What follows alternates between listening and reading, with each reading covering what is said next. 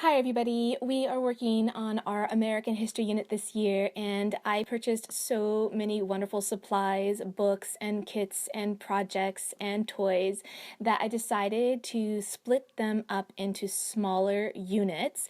Now as I was doing this I realized that I had some units with a lot of material and other units with less material, so this is an opportunity to kind of bulk up some of those other smaller units. And you can find all the supplies that we're using by checking the description box below.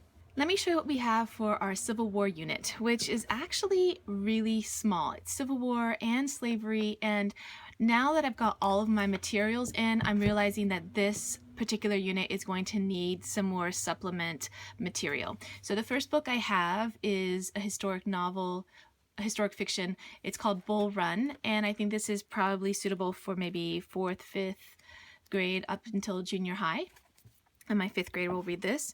I have No Man's Land. It's another book that my son can read, so maybe upper elementary age. We have another historic fiction. This is Remember My Name, and this is maybe 5th grade level. We have On Enemy Soil, and I think this is a little bit older, maybe 6th grade level. So I have a number of books that my son can read, but we're going to need more resource material that I am reading to him because there isn't any actually.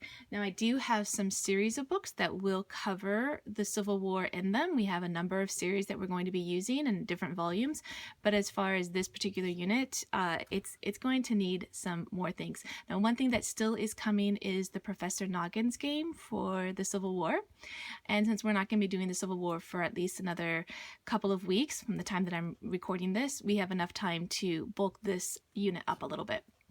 We have Chasing Lincoln's Killer, and this is probably 5th or 6th grade level. And then we have An Acquaintance with Darkness, and I'm actually not sure about this book. I haven't read it. I don't know much about it, so I might have to read this one ahead of time. It's for like junior high anyway, so we might skip it altogether. We do have this replica of the map, Civil War battlefield map, and it's on like this parchment paper that really feels old. So I kind of like having things like this. We'll probably hang this up in the schoolroom.